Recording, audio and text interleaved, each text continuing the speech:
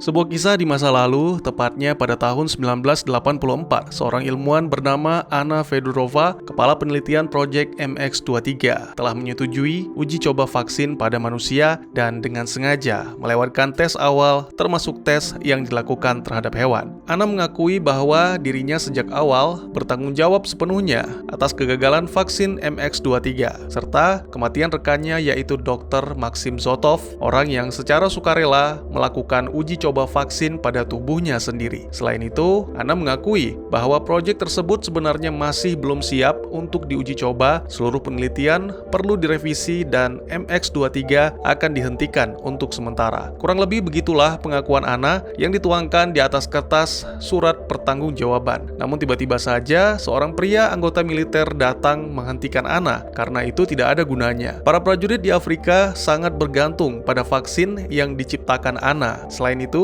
jika Anna menyerah, maka kematian Maxim dan yang lainnya menjadi sia-sia. Anna harus belajar dari kesalahan untuk memperbaiki semuanya. Tidak perlu merasa bertanggung jawab karena hasil akan membenarkan cara. Artinya, jika Anna berhasil menciptakan vaksin MX23, maka segala perbuatan yang telah dilakukan akan dianggap benar. Dalam waktu yang tidak ditentukan, yang mungkin beberapa bulan dari peristiwa sebelumnya, Anna telah berhasil menyelesaikan vaksin MX23. Kini dia berkumpul bersama rekan dan keluarga untuk merayakan tahun baru. Terlihat Anna begitu bahagia sekaligus bangga, sampai akhirnya sebuah panggilan dari mantan atasan merubah raut wajah Anna. Anna cukup terkejut karena pria militer bisa menemukan dirinya. Tanpa basa-basi, pria militer yang bernama Yuri Morozov langsung menjelaskan tentang insiden di stasiun penelitian rahasia di bawah tanah. Sempat terekam suara-suara dari kedalaman 12 km, lalu disusul dengan hilangnya 20 orang staf secara misterius. Atas kesepakatan bersama, tempat itu akan ditutup dalam 24 jam sebelum investigasi selanjutnya. Alasan Yuri mengajak Anna adalah kepala penelitian di fasilitas tersebut, yaitu Dr. Dmitry Grigoriev, dilaporkan menyembunyikan data tentang penyakit misterius. Tempat yang mereka tuju adalah sebuah fasilitas laboratorium rahasia, tapi secara resmi itu adalah lubang pengeboran terdalam di dunia atau lebih dikenal dengan Kola Super Deep. Ya, lagi-lagi itulah dia sepenggal kisah pembuka dari film yang akan saya ceritakan, berjudul Kolskaya Zverglubokaya atau judul Inggrisnya The Super Deep. Rilis di tahun 2020, disutradarai sekaligus ditulis oleh Arseniy Shuhin serta dibintangi oleh aktor dan aktris yang berasal dari Rusia. Baik, selamat datang dan selamat berjumpa kembali bersama saya Teguh Gusto. Mari kita lanjutkan ceritanya.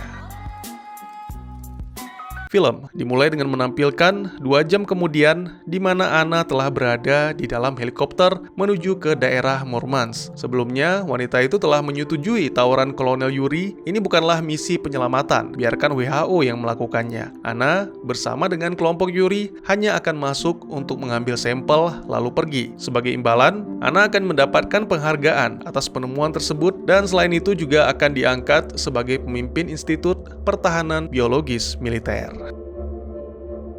Beginilah kondisi Anna yang merupakan satu-satunya wanita di antara para tentara pria. Ada tentara yang cuek sambil tidur, ada yang genit, dan ada pula yang tegak. Setibanya di lokasi, mereka langsung disambut dengan peristiwa aneh. Seorang staf ilmuwan menghampiri helikopter mereka. Meskipun telah dilarang, bahkan ditembak berkali-kali, tapi pria itu terus bangkit sampai akhirnya meledakkan diri dengan grenade. Tak lama kemudian, ketika Anna terbangun, dia langsung memeriksa mayat ilmuwan yang hancur dan menemukan sesuatu yang tidak biasa. Seorang mayor bernama Sergei Mekiv mencoba membantu, tapi Anna dengan dingin menolak karena lebih aman jika mayor itu menjauh. Selain itu, Anna juga memeriksa para staf penambang yang berhasil keluar dari fasilitas untuk memastikan mereka tidak terinfeksi. Namun para penambang itu mengaku bahwa tidak ada penyakit atau virus. Itu semua berita bohong, Nona. Sebaiknya kau pergi selagi bisa karena hanya neraka yang menantimu di bawah sana. Ana pun melaporkan informasi yang didapatkan, yang mana tentunya tidak penting bagi sang kolonel, karena Yuri hanya memerlukan sampel. Mereka pun siap untuk menuju ke fasilitas, dipandu oleh Peter Kuznetsov yang merupakan deputi ketua ilmuwan. Mereka juga bertemu dengan Dr. Dimitri, namun sangat disayangkan, pria itu tidak mau menjelaskan apapun tentang penyakit, karena menganggap hal itu melanggar sumpah Hippocrates. Dan sang dokter mengetahui Ana dan Yuri berada di Super Deep karena hal lain yang mana itu adalah tindakan yang ilegal. Sesuai perjanjian, Dimitri akan memberikan apa yang dibutuhkan oleh Yuri dan Ana. Lalu sebagai imbalannya, mereka akan mengevakuasi para penyintas yang dikurung di fasilitas. Ya, Dimitri mengurung mereka dan dia mengaku bahwa itu bukanlah keputusan yang mudah. Beberapa waktu kemudian, kelompok itu telah bersiap untuk turun menggunakan lift menuju ke kedalaman 6.000 meter, di mana ada modul residensial untuk tempat tinggal para staf. Setelah 2 kali gagal memasukkan security code pada lift, Dimitri meminta para prajurit menyimpan senjatanya, karena itu sangat mengganggu. Akhirnya Yuri pun bisa mengerti dan mereka menuju turun. Tiba-tiba saja, ketika mencapai lantai 3.000, terjadi gangguan yang memaksa Dimitri bertindak. Namun sepertinya pria itu gagal mengatasi masalah tersebut, sehingga membuat lift meluncur lebih cepat dan semuanya pun pingsan, kecuali Dimitri sendiri. Beberapa waktu kemudian, Sergi membangunkan Ana. Sang mayor masih belum menyerah untuk mencari tahu tentang tempat kelahiran Ana. Sebelumnya dia menebak Ana berasal dari Estonia. Dan ya, dua-duanya salah. Tak ada seorang pun yang menemukan Dimitri. Mereka menduga sang dokter itu melarikan diri bersama akses card liftnya. Peter menjelaskan bahwa mereka berada di kedalaman 5.020 meter, yang mana juga bagian dari resort para staf. Sebelum insiden terjadi, tempat itu benar-benar ramai, seperti sebuah kota yang sibuk.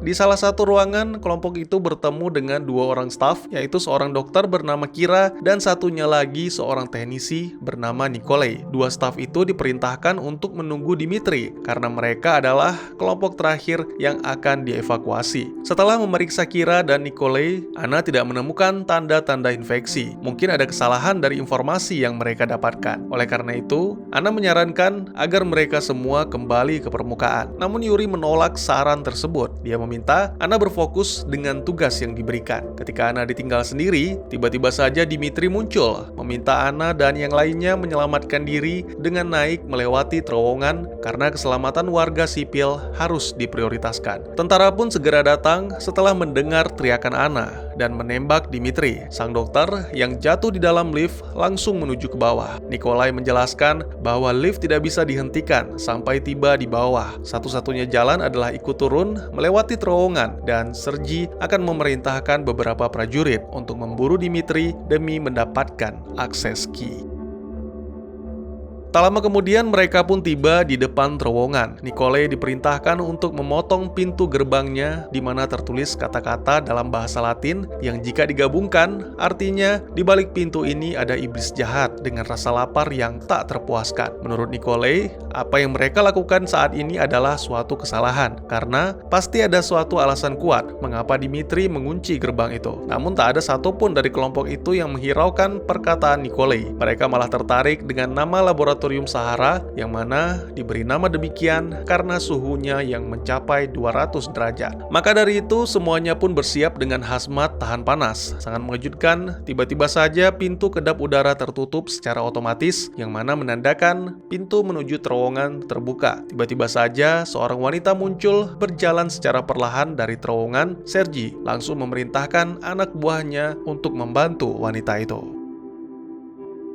Namanya Olga Korleva, adalah seorang asisten laboratorium Sahara. Wanita itu tidak bisa menjelaskan apa yang terjadi di bawah sana dan bagaimana dia bisa menahan suhu panas ketika melewati terowongan. Namun Olga merasa ada sesuatu yang salah dengan tubuhnya, dan ternyata itu benar. Tubuh Olga seperti digerogoti oleh sesuatu. Ana mencoba mengambil sedikit bagian dari tubuh Olga yang baru saja tumbuh, lalu mencoba mengamatinya dengan mikroskop. Sangat mengejutkan, ternyata tubuh Olga digerogoti jamur parasit parasit yang cukup ganas. Fungi dan kapang adalah bentuk kehidupan yang sedikit dipelajari. Namun jenis yang satu ini belum pernah terjamah oleh sains, dan kemungkinan besar keberadaan jamur tersebutlah yang membuat Olga tetap hidup dengan jaringan tubuh yang rusak. Yuri merasa sangat lega karena misi mereka telah selesai. Dia memerintahkan Anna dan Kira mempersiapkan Olga untuk dibawa sambil menunggu perkembangan dari para prajurit yang masuk ke terowongan dan Nikolai yang menggerakkan lift kembali ke atas. Tiba-tiba saja terdengar suara Dimitri yang mengaku menyesal karena membawa kelompok Yuri ke dalam fasilitas. Kini terowongan sudah tidak bisa dilewati, maka satu-satunya cara untuk mengamankan orang-orang di luar sana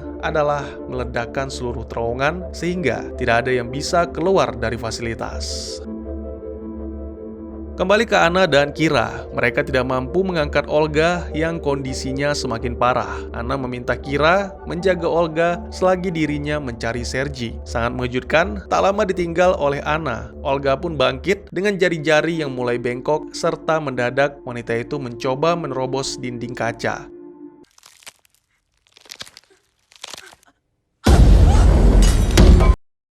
Kembali ke Anna, bagi wanita itu, kata-kata Dr. Dimitri membuatnya kembali mengingat dosa di masa lalu, di mana kala itu penelitian vaksin MX23 membuat rekannya mati, dan akhirnya tiba-tiba saja terjadi ledakan yang membuat Anna tersadar.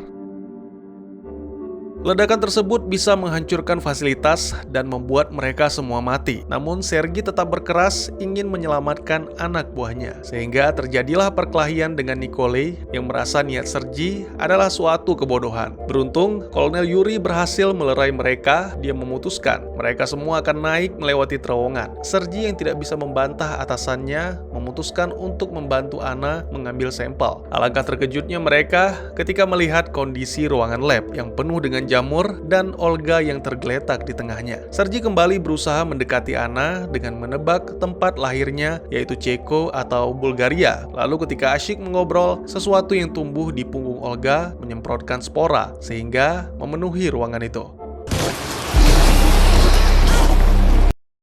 Anna menemukan masker oksigen. Meskipun sempat diserang oleh Kira yang telah menjadi monster, tapi tokoh utama kita berhasil menyelamatkan diri dan keluar dari ruangan lab. Namun sayangnya, Mayor Sergi tidak seberuntung itu. Spora tepat mengenai wajah dan kini nasibnya sudah seperti mayat hidup. Bahkan di saat-saat seperti ini, hanya sampel yang dipikirkan oleh Yuri. Anna menceritakan tentang Kira yang menyerangnya. Sebelum menyerang Anna, wanita itu sempat mengatakan bahwa dia kehilangan kendali atas tubuhnya. Menurut Peter, kemungkinan jamur itu mirip dengan Cordyceps. Jamur parasit memaksa semut kembali ke sarang untuk melepaskan spora, sehingga menginfeksi semut lain. Sergi mengetahui bahwa dirinya tidak mampu bertahan. Oleh karena itu, dia meminta Anna membujuk Yuri untuk membawa kelompok mereka kembali ke permukaan. Anna pun menjelaskan kepada Yuri tentang jamur yang tidak mampu bertahan di suhu dingin. Wanita itu juga menyatakan niatnya untuk mundur karena seperti yang dikatakan oleh Sergi, apa yang mereka lakukan membahayakan orang-orang di permukaan. Namun Yuri langsung menolak karena yang mereka lakukan ini demi negara. Negara membutuhkan senjata yang tak terkalahkan untuk mendominasi dunia. Jika mereka gagal, maka negara akan runtuh dan semuanya mati sia-sia. Yuri kembali menegaskan bahwa mereka harus membawa sampel ke permukaan, meskipun sampel tersebut ada di dalam tubuh Sergi.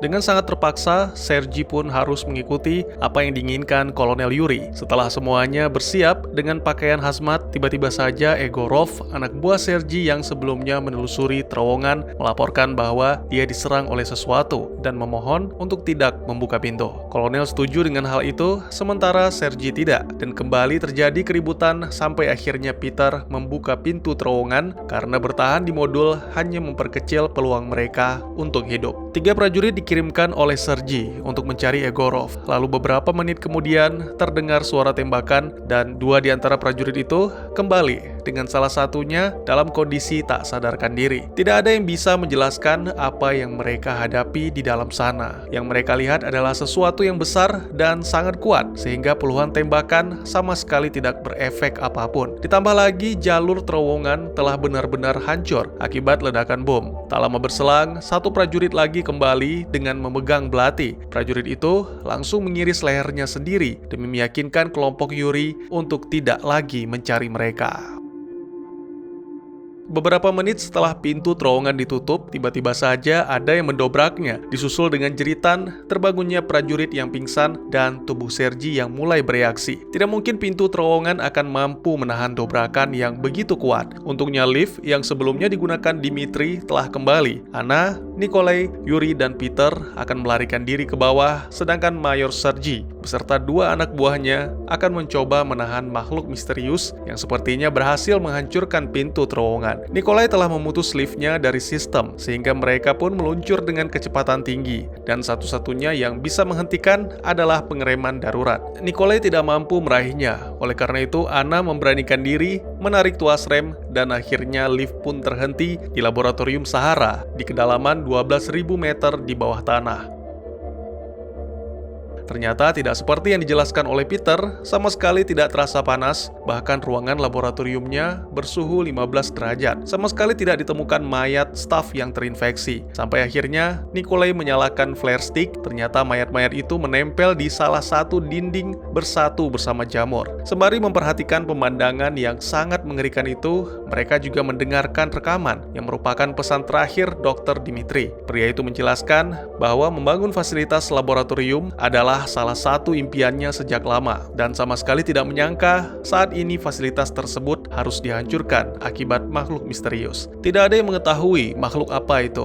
Menurut Dimitri, kemungkinan besar jutaan tahun yang lalu, zaman es telah menghentikan makhluk itu menaklukkan dunia. Namun, cepat atau lambat, mereka akan menyadari bahwa permafrost memiliki batasan yang bisa ditembus karena makhluk itu tidak hanya mengendalikan sistem otot dan saraf, tapi juga belajar menyatukan tubuh dengan manusia untuk mendapatkan kehangatan dan kekuatan. Saat ini, harapan terakhir Dimitri sebelum mati adalah melihat makhluk itu sekali lagi, karena mereka benar-benar indah. Pernyataan tersebut menegaskan bahwa saat ini Dimitri sedang berada di terowongan. Oleh karena itu, mereka harus mencarinya demi mendapatkan akses key. Sialnya, semua alat pendingin rusak. Tanpa itu, pakaian hazmat hanyalah baju biasa yang tidak mampu menahan panas. Ya, sebenarnya pernyataan tersebut tidak sepenuhnya benar, karena pernah ada seorang staf yang mampu bertahan di terowongan selama 5 menit akibat tabung pendinginnya rusak. Mendengar penjelasan tersebut, Anna langsung bersiap menuju ke terowongan, namun kolonel menahannya. Dia menyadari bahwa apa yang mereka lakukan adalah sebuah kesalahan. Yuri adalah prajurit yang setia, yang tidak mungkin berbohong tentang Sahara. Oleh karena itu, dia akan mengorbankan diri mencari akses key yang dibawa Dimitri. Selain itu, Yuri juga meminta Anna menemui Jenderal Gromov ketika berhasil keluar dari tempat ini, yang mana Gromov adalah penanggung jawab dari misi tersebut. 3 menit telah berlalu, masih belum ada tanda-tanda dari Kolonel Yuri. Anna mengajak Peter dan Nikolai merahasiakan semua yang terjadi di Sahara, karena meskipun nantinya tempat itu ditutup atau hancur, pasti akan ada orang yang kembali untuk menemukan dan mempelajari tentang jamur, sehingga mendatangkan malapetaka. Peter sama sekali tidak mengira akan berakhir seperti ini. Impiannya untuk menjadi ilmuwan yang sukses hancur bersama dengan Sahara. 2 menit kemudian, Yuri masih belum juga kembali, yang menandakan sang kolonel kemungkinan besar sudah mati terbakar. Karena tak satupun dari 2 laki-laki pengecut itu yang bergerak, akhirnya Anna memberanikan diri untuk memasuki terowongan, menahan panas dengan hanya menggunakan masker, lalu berlari menuju ke tubuh kolonel yang tergeletak di jembatan sambil menggenggam akses key. Ternyata tempat itu benar-benar telah dipenuhi oleh jamur parasit, seolah-olah makhluk itu telah menciptakan dunianya sendiri. Anna langsung dijemput oleh Nikolai dan dibawa kembali ke dalam lab. Tiba-tiba saja, Peter mengarahkan senjata ke Anna dan Nikolai, mengancam akan menembak jika tidak menyerahkan akses key. Peter sangat bersungguh-sungguh dengan ancamannya. Itu dibuktikan dengan ditembaknya Nikolai yang mencoba melawan. Dia tidak peduli, meskipun jamur parasit itu sangat berbahaya, manusia pasti akan menemukan jalan keluarnya. Peter tidak mau menjadi bodoh seperti Dimitri, menyembunyikan sesuatu yang sangat menakjubkan dari ilmu pengetahuan. Akhirnya, mau tidak mau, Anna dan Nikolai terpaksa menyerahkan akses key dan ikut bersama Peter ke resort para staf. Alangkah terkejutnya mereka ketika melihat tempat itu sangat berantakan. Mereka sama sekali tidak menemukan Sergi dan prajurit lain, hanya jeritan yang terdengar samar dari kejauhan. Peter memerintahkan Nikolai untuk memeriksa atau akan dibunuh. Tentu saja Nicole tidak bisa melakukannya dengan kondisi kaki terluka akibat ditembak. Lagi-lagi Anna yang dipaksa maju, dan ketika memeriksa lift yang lain, wanita itu menemukan sebuah pistol yang mungkin milik Sergi. Tiba-tiba saja monster jamur yang telah menyatu dengan para tentara muncul dan langsung menelan Peter. Makhluk itu juga nyaris memangsa Anna. Beruntung, Anna segera mengurung diri di ruang penyimpanan makanan yang bersuhu rendah. Meskipun monster itu tidak lagi mengejar, tapi Anna tidak mungkin terus bertahan di ruangan itu. Ditambah, dia juga harus merebut akses key yang kini ada di tubuh monster. Akhirnya, Anna pun mengguyur tubuhnya dengan air es agar tidak terdeteksi, lalu menyelinap ke bawah monster dan akhirnya kembali merebut akses key. Ternyata pada tubuh monster itu juga ada Kira. Dia melihat apa yang dilakukan Anna dan mencoba mengejar. Anna langsung menjemput Nicole dan berniat menuju ke elevator, namun monster jamur masih belum menyerah. Bahkan dia secara tiba-tiba menghancurkan dinding. Akhirnya, Anna dan Nicole pun melarikan diri melewati koridor sempit sehingga membuat si monster terjebak. Di saat-saat terakhir, monster itu sempat berhasil menjulurkan lengannya. Beruntung Nicole langsung menyalakan elevator dan mereka pun meluncur ke atas menuju ke permukaan. Sangat mengejutkan, ternyata Sergi juga berada di sana dengan kondisi yang sangat mengerikan. Tapi pria itu belum sepenuhnya dikuasai oleh parasit. Dia menyatakan permintaan terakhir agar Anna dan Nicole tidak naik ke permukaan. Anna pun langsung menghentikan elevator sebagai tanda bahwa dia setuju. Namun tidak dengan Nicole. Akibatnya terjadi pergulatan sengit yang membuat Anna nyaris terbunuh. Mengetahui hal itu, dengan sisa-sisa kesadarannya, Sergi menusuk leher Nicole hingga tewas. Anna pun kembali bangkit karena ini saat-saat terakhir mereka. Anna pun memberitahukan kepada Sergi bahwa dirinya berasal dari Yugoslavia. Akhirnya pikiran Sergi telah sepenuhnya dikuasai parasit. Ini ditandai dengan spora yang tersembur memenuhi ruangan. Karena elevatornya tidak mau berhenti, Anna pun memasukkan sembarang kode untuk mengaktifkan mode penghancuran diri. Namun sayangnya, saat kali ketiga, elevator tersebut sudah tiba di permukaan dan Anna pun diseret keluar oleh para tentara. Apapun yang terjadi, jamur parasit tidak boleh sampai melepaskan sporanya. Anna pun memperdaya seorang prajurit untuk merebut grenade setibanya di luar. Wanita itu telah dikepung oleh para tentara dan para petugas laboratorium. Film pun ditutup dengan menampilkan Anna yang terdiam, lalu tiba-tiba saja seorang petugas muncul dari belakang wanita itu. Apakah Anna berhasil meledakkan diri, ataukah dia lebih dulu dibius oleh si petugas dan tamat? Duh, Mak, Anna nggak ada obat ya? Maaf, maksud saya nggak ada obat buat Anna. Nggak bisa disembuhin gitu. Oke, cukup bikin penasaran, menegangkan dengan tampilan jamur parasit yang sangat tidak sedap dipandang. Untungnya ada Anna sebagai penyeimbang, tapi pada intinya bisa dibilang The Super Deep adalah The Hybrid dan The Thing yang di-blender jadi satu. Seperti yang telah dijelaskan, makhluk jamur parasit itu mirip dengan Cordyceps, mengendalikan inangnya untuk melepaskan spora, tapi tidak hanya itu. Beberapa dari inangnya yang berhasil dikuasai akan menyatu menjadi bentuk yang cukup mengerikan. Ini bertujuan agar si jamur tetap merasa hangat sekaligus mendapatkan kekuatan. Nah, buat yang ingin lebih tahu tentang cara hidup jamur Cordyceps, bisa langsung ke videonya Ghostopedia. Linknya ada di deskripsi. Ada yang menarik di sini, Dr. Dimitri menduga bahwa jamur parasit telah ada sejak jutaan tahun yang lalu. Dengan kemampuan dan kecerdasan yang mereka miliki, mungkin saja jika tidak ada zaman es, maka mereka bisa menaklukkan dunia. Kecerdasan? Ente ngelawak, Bang. Awalnya saya pikir juga begitu, hanya menyatukan tubuh tidak bisa disebut cerdas. Tapi perhatikan menjelang akhir film, Sergi sudah berada di elevator dalam kondisi tubuh yang sudah meleleh dan siap menyemburkan spora. Jika diingat kembali, Sergi sejak awal menolak naik ke permukaan. Jadi tidak mungkin dia berada di sana atas kemauannya sendiri. Saya pikir parasit telah mengetahui tentang manusia dan mereka berniat ikut ke permukaan bersama Sergi agar ditemukan oleh tentara. Oke, kita lanjut.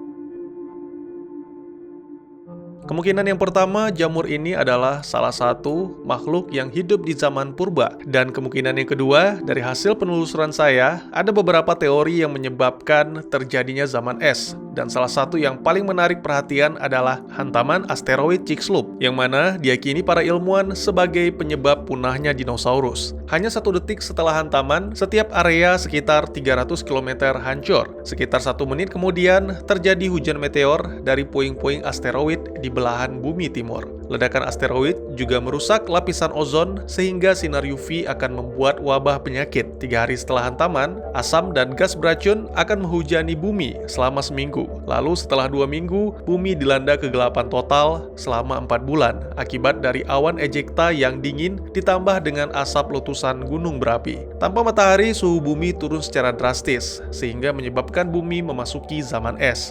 Nah, yang menarik di sini adalah bukannya tidak mungkin jamur parasit itu adalah makhluk asing yang dibawa oleh asteroid, sama seperti dalam film The Hybrid, di mana pada pecahan meteoritnya terdapat materi organik.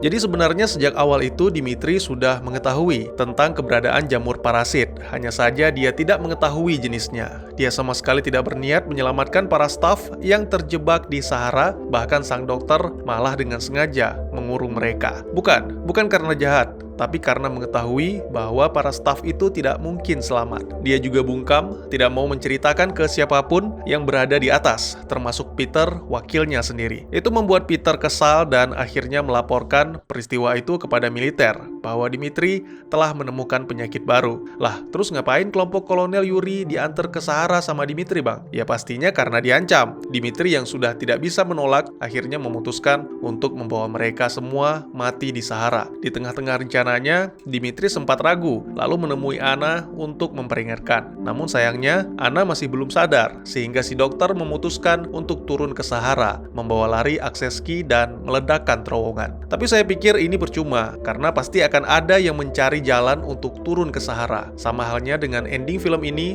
tidak penting grenade-nya jadi meledak atau enggak, meskipun mode penghancuran diri telah aktif dan Anna telah melakukan bunuh diri, tapi tetap saja akan ada yang turun ke Sahara untuk menemukan jamur itu. Apalagi ini menyangkut senjata biologis. Bisa Anda bayangkan sendiri apa yang terjadi jika jamur parasit diluncurkan dengan rudal ke negara musuh. Mungkin segitu dulu teman-teman, saya bukan orang pintar atau sok tahu. Silahkan jika teman-teman punya pendapat sendiri, atau jika ada pertanyaan dan ingin berdiskusi, bisa langsung ditulis di kolom komentar. Dan juga jika teman-teman ada film lain yang ingin kita ceritakan, bisa tulis di kolom komentar, atau silahkan DM ke Instagram saya di @teguhgusto. Insya Allah pasti akan saya baca. Mari kita jadikan kolom komentar sebagai sarana penambah wawasan dan menciptakan jalinan persaudaraan, bukannya malah menjadikannya sebagai tempat pembulian sehingga menciptakan permusuhan. Sekian dulu videonya dan jangan lupa untuk dukung terus channel ini dengan cara share, like, dan subscribe karena dukungan dari kalian sangat berharga bagi saya demi perkembangan channel ini. Saya Gusto, sampai jumpa di video selanjutnya. Tetap semangat, tetap bersyukur setiap hari. Dadah!